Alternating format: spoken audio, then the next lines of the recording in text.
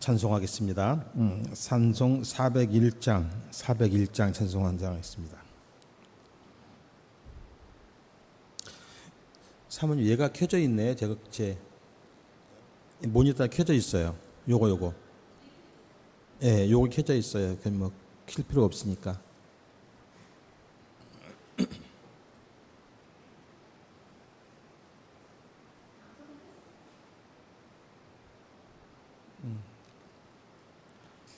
자, 401장 찬송합니다.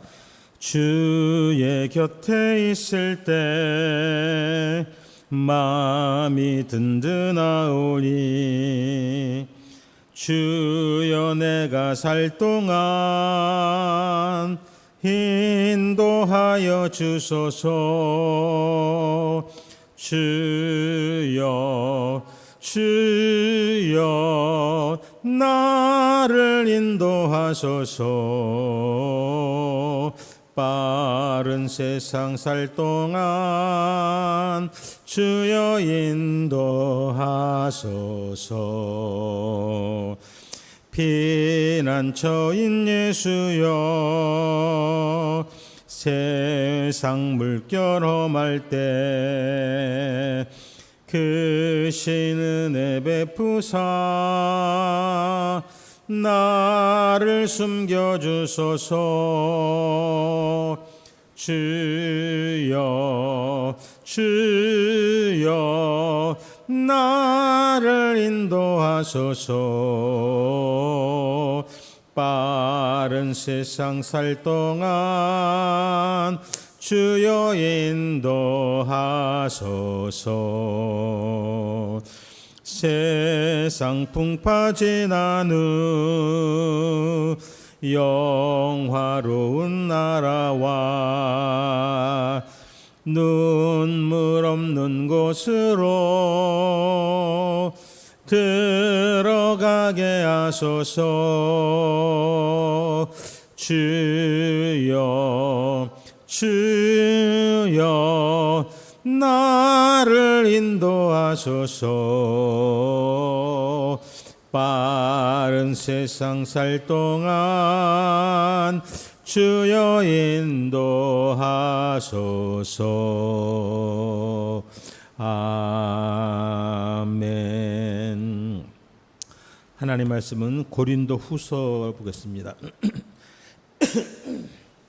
고린도후서 12장 1절에서 10절까지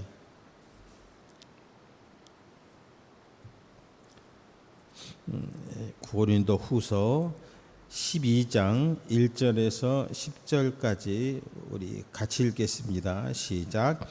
무익하나마 내가 부득불 자랑하노니 주의 헌상과 계시를 말하리라. 내가 그리스도 안에 있는 한 사람을 아노니 그는 14년 전에 셋째 하늘에 이끌려간 자라. 그가 내 몸 안에 있었는지 몸 밖에 있었는지 나는 모르거니와 하나님은 아시느니라. 내가 이런 사람을 아노니 그가 몸 안에 있었는지 몸 밖에 있었는지 나는 모르거니와 하나님은 아시느니라. 그가 낙원으로 이끌려가서 말로 표현할 수 없는 말을 들었으니 사람이 가에 이르지 못할 말이로다. 내가 이런 사람을 위하여 자랑하겠으나 나를 위하여는 약한 것들 외에 자랑하지 아니하리라. 내가 만일 자랑하고자 하여도 어리석은 자가 되지 아니할 것은 내가 참말을 함이라. 그러나 누가 나를 보는 바와 내게 듣는 바에 지나치게 생각할까 두려워하여 그만두노라. 여러 계시를 받은 것이 지극히 크므로 너무 자만하지 않게 하시려고 내 육체의 가시 곧 사탄의 사자를 주셨으니 이는 나를 쳐서 너무 자만하지 않게 하려 하심이라. 이것이 내게서 떠나가게 하기 위하여 내가 3번 주께 간구하였더니 나에게 이르시기를 내 은혜가 네게 족하도다. 이는 내 능력이 약한 데서 온전해짐이라 하신지라. 그러므로 도리어 크게 기뻐함으로 나의 여러 약한 것들에 대하여 자랑하리니 이는 그리스도의 능력이 내게 머물게 하려 함이라. 그러므로 내가 그리스도를 위하여 약한 것들과 능력과 궁핍과 박해와 곤고를 기뻐하노니 이는 내가 약한 그때 강함이라. 아멘.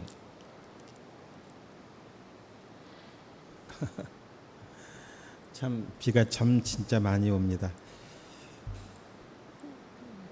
저도 지금 이제 14년 됐는데 저는 이런 식으로 비가 오는 건 처음인 것 같아요. 그 전에도 이렇게 물론 우기철에 태풍이 들어와서 비가 오는 적은 뭐 늘 있는 일이지만 사실 요번 이거는 태풍이라기보다는 그냥 단순히 몬순 차원인데 그런데 그 몬순이 이렇게 길게 오랫동안 이렇게 비가 오는 것은 처음 보는 것 같습니다.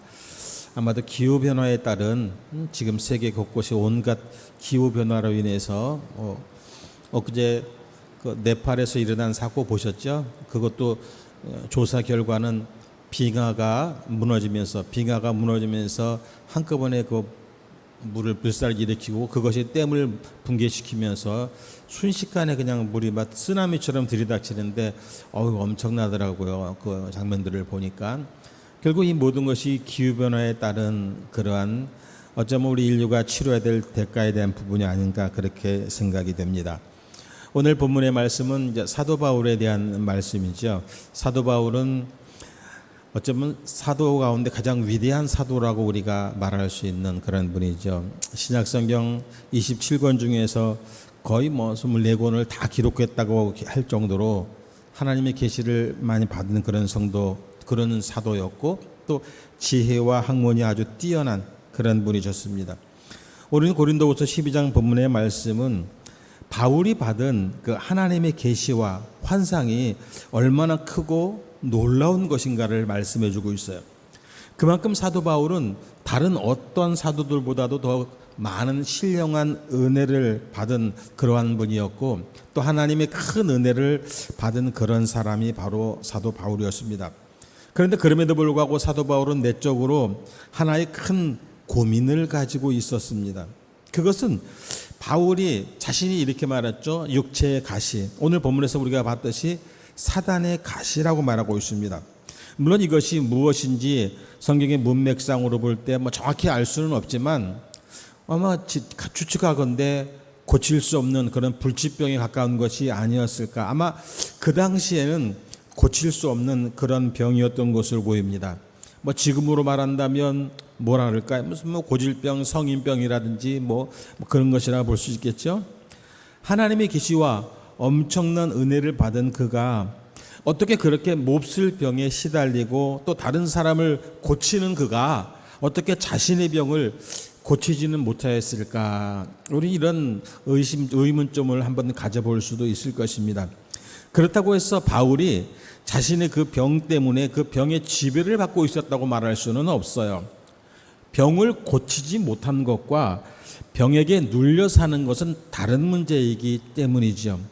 어떤 사람들은 병에 걸렸어도 어떻게 그 김창옥 쇼를 잠깐 봤어요. 잠깐 보니까 어떤 부녀가 거기 나와서 이야기하는데 그 딸이 그렇게 얘기를 해요. 우리 아버지 옆에 아버지가 같이 나왔는데 그 아버지가 암하고 암 사기 판정을 받아가지고 병원에서 이제 4, 5개월밖에 남지 않았다고 선고를 받았답니다. 선고를 받았는데 그 아버지와 같이 그 방송에 출연을 해가지고 그 아버지 이야기를 하면서 그동안 아버지한테 너무 고마웠다라는 그런 이야기를 하고 또 아버지는 그 자리에서 이제 내가 가더라도 딸들이 좀 행복하게 잘 살았으면 좋겠다 이렇게 이야기를 한 모습을 보면서 참 한편으로는 마음이 아프면서도 한편으로는 보통 그 정도가 되면 사람들은 절망하고 좌절하고 포기하고 치료하겠다고 많이 고통을 당하는데 오히려 그분은 남아있는 생을 편안하게 받아들이면서 오히려 그것을 딛고 일어서면서 그것을 담담하게 준비하는 그러한 모습을 보았습니다. 병에 눌려 사는 사람과 오히려 그렇지만 그 병을 이기고 가는 사람은 좀 다르다는 이야기죠. 그러기 오늘 우리도 이 사도 바울을 통해서 깨달아야 될 것은 우리도 이 땅을 살면서 어떤 병이든지 많은 어려움이 올 수도 있습니다. 그러나 그것 때문에 그 문제 때문에 우리의 삶을 포기하는 것이 아니라 오히려 그것 때문에 더 위대한 삶을 살 수 있었던 사도 바울 그 모습을 우리가 발견하고 또 그 모습을 배워야 되지 않을까 이런 마음이 듭니다. 오늘 살고 있는 우리들 역시 수많은 문제들과 참 많은 괴로움들을 겪고 살아갑니다. 병에 대한 문제, 올해는 참 저랑 친하게 잘 지냈던 전용대 목사, 찬양 가수 전용대 목사 아시죠?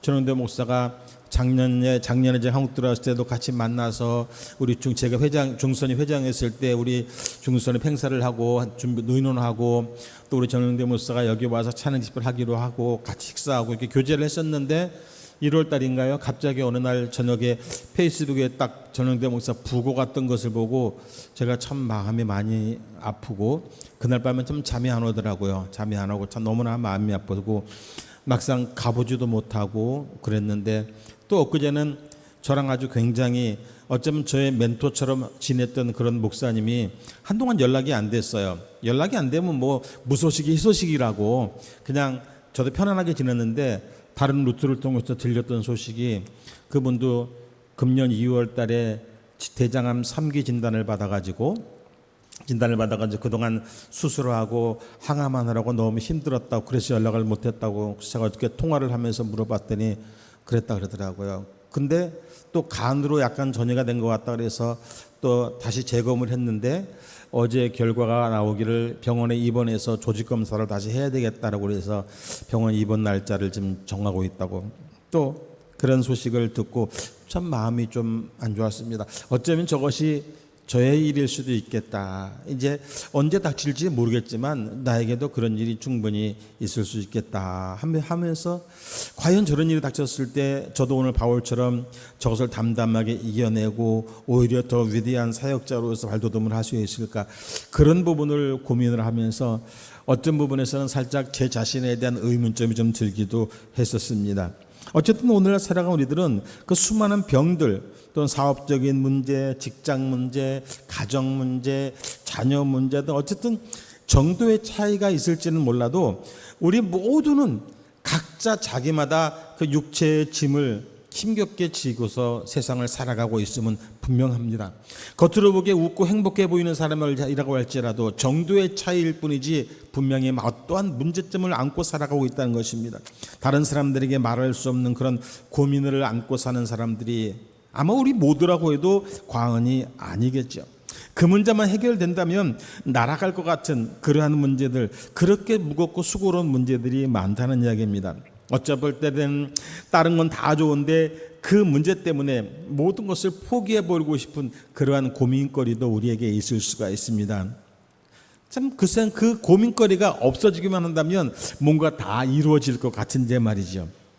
바울은 자기의 문제를 해결받기 위해서 오늘 본문에 보니까 3번이나 하나님께 간절히 기도했다고 말씀하고 있습니다. 유대인들이 간절하게 기도를 했다는 것은 그냥 보통 우리가 흔히 생각하는 것처럼 그냥 기도 한번 하고 하는 게 뭐 그런 정도가 아닙니다. 그들은 적어도 한 가지 문제를 가지고 기도하면 최소한 40일 이상은 열심히 기도한 것을 그들은 말합니다. 바울이 광야에서 40일을 간절히 기도했다면 아마 예수님처럼 40일을 금식하며 기도했을 것으로 생각이 됩니다. 어쨌든 바울은 자기의 그 육신의 문제를 해결하기 위해서 연속으로 3번씩이나 40일 이상 금식하며 기도를 했다고 생각이 드는 것입니다. 하나님, 내 병을 고쳐주옵소서. 이 병이 죄사에게 지장이 되지 않도록 도와달라고 아마 하나님께 간절히 몸부림치며 기도했을 것입니다. 그럼에도 불구하고 오늘 본문 우리가 읽은 9절의 말씀에 보면 내가 그렇게 나한테 간절히 기도했으니까 내가 너를 고쳐주겠다 그렇게 말씀하시지 않습니다. 오히려 이렇게 말씀합니다. 9절에 보면 너는 육체의 가시를 안고 살아가지만 그것은 내가 너에게 준 최고의 은혜라고 말씀하십니다. 그리고 내가 너에게 줄 은혜가 이미 너에게 충분히 임했다 이렇게 말씀해요. 어떻게 보면 상식적으로 참 납득이 안 되는 말씀일 수도 있죠. 자, 병들어서 고생하고 지금 사역에 많은 어려움을 겪고 있는 바울에게 그 병을 고쳐주는 것이 우리는 은혜라고 생각할 수 있을 것입니다. 그런데 그 병을 고쳐주지 않는 것이 어떻게 은혜가 될 수 있을까? 문제를 해결해 주시는 것이 은혜지 문제를 안고 사는 것이 어떻게 은혜가 될 수 있겠습니까? 오늘 우리가 어떤 정말 인생의 큰 문제를 가지고 하나님 앞에 나와 이 문제 해결을 위해서 기도하는데 하나님께서 이미 너에게 은혜가 임했다. 지금 너의 그 문제가 너의 은혜다. 나는 죽을 것 같은데 나는 죽을 것 같고 나는 모든 걸 포기하고 싶은데 하나님은 오히려 그것이 내게 은혜라고 말씀을 하고 있는 것입니다. 그런데 바울에게 하나님께서 이 말씀을 하실 때는 우리가 생각할 수 있는 그런 상식적인 응답으로 우리는 비교해서는 안 될 것입니다. 상식을 초월한 하나님의 말씀에 대한 깨달음도 주시고 계시다는 사실입니다. 그러기에 바울은 이 응답을 받았을 때 조금도 하나님을 원망하거나 실망하지 않았다는 것입니다. 그래야 오히려 바울은 하나님의 응답에 대하여 이렇게 말씀합니다. 오늘 10절에 보면 내가 그리스도를 위하여 약한 것들과 능욕과 궁핍과 핍박과 고난을 기뻐하노니 이는 내가 약할 때 곧 강함이라. 이 말씀 뭡니까? 하나님, 저는 이렇게 고통스러운 병을 가지고 연약한 육체 가운데 살아가지만 그래도 감사합니다. 그것은 내가 약할 때 오히려 강해지기 때문입니다 라고 고백을 하고 있는 것입니다. 여기에 사도 바울의 위대한 신앙의 고백이 담겨 있는 것이죠. 내가 약할 때 강해진다. 내가 연약해서 쓰러지고 넘어질 때 저는 하나님의 강하심을 깨닫습니다 라고 말하고 있는 것입니다. 저는 오늘 이 위대한 고백이 저와 여러분의 신앙 고백이 될 수 있기를 축원합니다. 인간은 살면서 약해지고 또 너무 약해질 때가 종종 있습니다. 어쩌면 강한 순간보다, 잘 되는 순간보다 약하고 아프고 쓰러질 것 같은 순간들이 우리에게 더 많습니다. 건강한 사람도 하루아침에 병으로 쓰러져 버리는 수가 많고, 그렇게 모든 일에 적극적이고 자신감이 있던 사람이 어느 날 어떠한 사건으로 약해져서 조그만 일도 감당하지 못하는 경우도 있습니다. 우등생도 하루아침에 낙제를 할 수도 있고, 잘 나가던 사람들이 오히려 넘어지고 뒤처져 버리는 경우도 있을 수 있습니다. 절대로 저럴 사람이 아닌데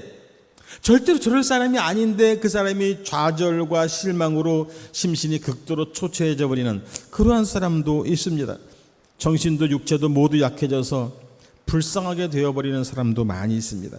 중요한 것은 이렇게 약해졌을 때 그것을 어떻게 감당하느냐, 그런 어려움과 고난이 왔을 때 그것을 어떻게 감당하고 이겨내냐에 따라서 성공과 실패의 갈림길이 된다고 볼 수가 있습니다. 이런 형편을 바른 자세로 극복할 수 있는 사람이 바로 성공하는 사람인 것이죠.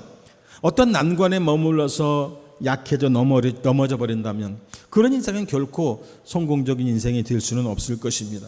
그러기에 인생을 성공한 사람은 문제가 없어서 성공하는 것이 아니라, 모든 것이 평탄해서 성공하는 것이 아니라 그 문제를 어떻게 해결했는지, 그 문제를 어떻게 잘 감당했는지, 이것이 바로 성공하는 사람의 갈림길이라고 하는 사실을 우리는 명심해야 될 것입니다. 하나님께서는 우리들에게 많은 문제들을 주십니다. 사실은 이것은 선생님들이 학생들에게 시험 문제를 내주고 풀리게 하는 것과 저는 같다라고 생각을 합니다. 그런데요, 학교에서 선생님들이 시험 문제를 낼 때는 절대로 학생들이 모르는 것을 내지 않습니다. 이미 가르친 것을 냅니다. 그렇죠? 가르치지 않은 것은 문제 내지 않습니다. 가르치는 것만 문제를 낸다는 거죠. 그건 뭡니까? 이미 정답을 예전에 다 알려줬어요. 그렇죠? 이미 정답을 다 알려준 것을 문제를 내요. 다만 학생들이 그것을 예습하고 복습하고 얼마큼 준비했느냐, 그거지 모르는 것을 내지 않는다는 겁니다. 그렇다면 마찬가지로 하나님께서도 우리들을 시험하실 때 이미 문제의 정답을 우리에게 딱 가르쳐 주셨다는 거예요. 가르쳐 주시고 나서 문제를 주신다는 것입니다. 반드시 그러기에 우리가 당하는 모든 문제는 반드시 해결점이 있다는 거죠. 이미 정답은 내 속에 있는데 내가 그것을 깨닫지 못하고 있다는 거죠. 또 하나의 목적이 있습니다. 시험 문제를 낼 때는 또 하나의 목적이 있죠. 뭡니까?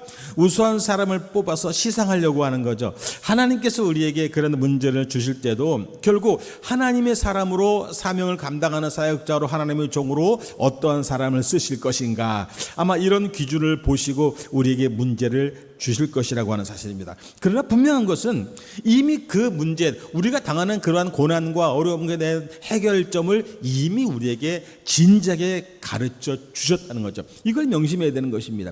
오늘 우리가 당하고 있는 고난들은 이미 우리가 알고 있는 고난들인데 우리가 모른 척하는 것이고, 때로는 깨닫지 못한 것이고, 그러다 보니까 거기서 헤어나오지 못하고 있다는 거죠. 사도 바울은 그런 환경 속에서 이렇게 고백을 합니다. 7절에 보면 여러 계시를 받은 것이 지극히 크므로 너무 자고하지 않게 하시려고 내 육체의 가시 곧 사단의 사자를 주셨으니 이는 나를 쳐서 너무 자고하지 않게 하려 하심이라. 바울은요, 다른 사람들보다 더 많은 은혜, 더 많은 은사를 체험한 사람입니다. 저는 우리 한국에서도 목회할 때 많은 은사자들을 참 많이 봅니다. 하나님께서 그들에게 특별한 은사를 주셔서 어떤 분은 손 얹고 기도하면 병자가 일어나기도 하고 온갖 기적들이 많이 일어나기도 합니다. 그런데 그런 사람 중에서 그 하나님이 주신 은사를 끝까지 교만하지 않고 끝까지 하나님께만 영광을 돌리고 끝까지 자기를 낮추며 다른 사람을 그리 많이 보지 못했습니다. 그리 많이 보지 못했어요. 어느샌가 그들이 성도가 많아지고 많은 사람들이 따르게 되면 결국은 뭐예요? 교만해지고 군림하게 되고 이런 모습들을 너무, 그래서 그들 가운데 이단이 생기기도 하고, 사실 이단이 다 그렇잖아요. 우리 대표적인 이단들 보면 다 무슨 뭐 이적을 행한다, 기적을 행한다, 뭐 이래가고 결국은 다 이단이 되는 거 아닙니까? 물론 그런 큰 은사를 체험해서 더 많은 일을 할 수 있습니다. 물론 사도 바울이 그렇습니다. 그 많은 은혜와 은사를 받음으로 인해서 그 지식을 통해서 그리스도의 신학을 정리하게 하시고 주님을 위한 위대한 전도자라 세워서 많은 교회들을 세우게 하셨습니다. 그런데요, 어쩌면 이러한 모든 것들이 사도 바울을 교만하게 만들 수 있는 상황에 충분했다는 것이죠. 그렇지 않겠습니까? 이 정도의 지식과 이 정도의 은사와 이 정도의 충만함이 있다면 모든 사람들이 그를 추종하고 따랐을 것입니다. 모든 사람들이 그 앞에 와서는 머리를 숙이고 조아렸을 것입니다. 어느 순간에 교만해져서 군림할 수 있을, 군림하기에 충분하다는 것이죠. 그런 우려를 하나님께서는 미연에 방지하기 위해서 바울에게 육체의 질병을 주셨다는 거죠. 아무리 많은 일을 잘해도 교만하면 하나님이 내치십니다. 아무리 큰 교회를 세우고 아무리 많은 정도를 가지고 대형교회 목사가 돼도 교만해지면 하나님이 그를 버리십니다. 일을 많이 하고 적게 하는 것이 중요한 것이 아니라는 거죠. 주님을 위해, 주님의 영광을 위하여 하나님의 종으로서 얼마나 일을 했느냐, 이것이 중요한 것이지 많이 했느냐 적게 했느냐가 중요한 것이 아닌 것입니다. 5달란트와 2달란트와 1달란트와 이것이 몇 달란트를 받았느냐가 중요한 게 아닙니다. 몇 달란트를 남겼느냐가 중요한 게 아닙니다. 1달란트를 받았다고 할지라도, 아니 1데나리온만 받았다고 할지라도 그것을 가지고 하나님 앞에 충성했을 때 하나님이 보시는 결과는 1데나리온이나 5달란트나 똑같다는 것입니다. 똑같다는 거예요. 하나님의 종으로서 일하는 것이 중요한 것이지 많은 것을 하는 게 중요한 것이 아니라는 거죠. 우리들에게 어려운 문제가 생기는 것은 우리들의 교만함으로 우리들을 낮추시고자 하는 하나님의 뜻이 있다는 것을 오늘 우리는 깨달아야 할 것입니다. 주님은 산상보훈에서 이렇게 말씀하십니다. 심령이 가난한 사람이 복이 있다. 그 사람에게 천국이 임할 것이다. 심령이 가난한 사람이 뭡니까? 자기를 낮출 수 있는 사람, 남을 높이며 자기를 낮출 수 있는 사람, 하나님만 높이며 하나님께만 영광을 돌릴 수 있는 사람, 그 사람에게 천국이 임한다는 것입니다. 신학이라는 것은 원래 하나님과 나와의 1대1의 관계입니다. 그러나 많은 사람들은 하나님과 나 사이에 다른 사람이나 또 다른 사건들을 개입시켜서 자기를 높이고 자기를 자랑하려고 듭니다. 많은 간증들을 들어보면 그렇습니다. 어떤 사람, 나는 40일 금식 기도를 몇 번 했다. 나는 성경을 몇 번 읽었다. 훌륭하죠. 훌륭합니다. 존경할 만합니다. 그런데 어쩌라고요?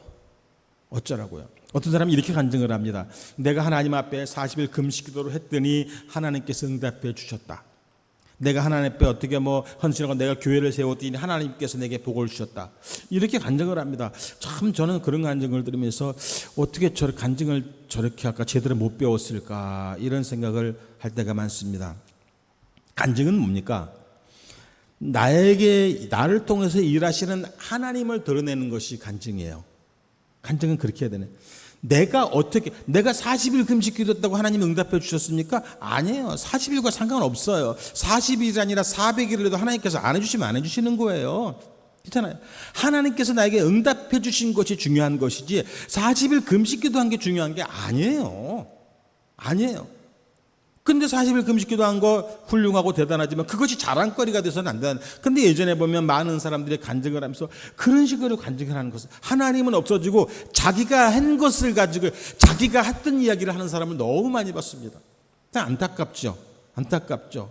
그래서 저는 제가 항상 설교 시간에도 제가 설교할 때는 찬양을 하잖아요. 찬양을 할 때 성도들이 박수 치면 항상 제가 얘기하죠. 저한테 박수 치면 안 됩니다. 하지 마세요. 저를 통해서 찬양을 받으신 하나님께 영광의 박수를 돌리세요. 저를 찬양하게 하신 하나님께 감사의 박수를 드리세요. 저에게 박수. 제가 항상 그런 얘기를 하잖아요. 그죠? 항상 그런 얘기를 하잖아요. 저는 중요하지 않습니다. 저는 중요하지 않아요. 저를 세우신, 우리 담임 목사님을 세우신, 말씀하게 하신 하나님의 영광을 받으셔야지, 오늘 목사님 설교가 너무 좋았어요. 너무 좋았어요. 이거 아닙니다. 아니에요. 왜? 목사님 설교가 아니야. 목사님 말이 아니에요. 하나님께서 목사님이 입을 쓰신 것 뿐이에요. 하나님께서 하신 것. 이 본질을 우리가 잊어서는 안 된다는 것입니다. 이것이 하나님께 합당한 것이죠. 그러기에 사도 바울은 충분히 그런 교만에 빠질 수 있는 사람이었기에 하나님께서 사도 바울을 육체의 질병을 통해서 낮추신 거죠. 여러분, 하나님은 교만한 자를 물리치시고 겸손한 자에게 은혜를 주십니다. 물은 낮은 땅에 고입니다. 높은 땅에는 물이 고이지 않습니다. 스스로 자기를 낮춘 사람에게 하나님의 은혜가 넘친다는 것입니다. 부패한 인생은 어떠한 경우에도 스스로 낮아지지를 못합니다. 바울 사도 같은 사람도 그렇습니다. 하물며 보통 사람들이 어떻게 오죽하겠습니까? 그래서 바울은 낮아질 수 있는 길, 계속해서 하나님의 은혜 속에서 일을 잘하고 축복을 유지하고 더 많이 받을 수 있는 방법으로 하나님께서 그에게 질병을 주신 것이죠. 교만해지지 않을 수 있는 안전장치를 하나님께서 바울에게 주신 거예요. 바울은 그것을 깨달은 거예요. 그것을 깨달은. 그러니까 자신의 육체의 질병이 하나님의 은혜라고 고백을 하는 것입니다. 여러분, 우리들에게 있는 문제는 하나님이 우리들을 사랑하셔서 우리에게 계속 은혜를 주시고 우리가 하나님의 자녀로서 계속 머물 수 있는 안전장치일 수 있다는 사실을 여러분 아시기 바랍니다. 그러게 우리는 모든 사람들은 겸손해야 됩니다. 교만은 패망의 선봉이라고 했습니다. 모든 죄의 뿌리요 죄악의 어머니입니다.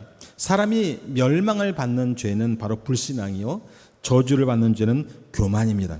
어느 누구도 이 교만에 넘어지지 않는 사람이 없을 거예요. 어느 누구도 교만한 구석이 없는 사람은 없습니다. 그래서 하나님은 모든 사람들에게 특히 많은 은혜와 축복을 받고 특별히 하나님 많은 일을 하는 사람들에게 더 어려운 숙제들을 내어주시는 거예요. 그 숙제를 붙들고 하나님 앞에 겸손하게 낮아지라고, 그 고난을 붙들고 겸손하게 무릎을 꿇으라고. 사람은 자기를 녹일 줄 알고 자기를 그래서 연단할 줄 알아야 됩니다.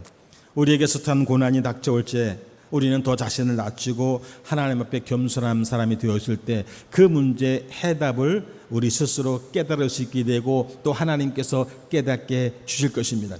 이사야서 57장 15절에 보면 하나님은 겸손한 자와 함께 하시고 겸손한 자의 영혼을 소생시킨다 말씀하셨습니다. 오늘 하루도 주님 앞에서 겸손하고 낮아져서 여러분과 저를 통해서 또 나를 통해서 하나님의 모습이 나타나고 하나님의 영광이 드러나는 하루가 되시길 주의 이름으로 축원합니다.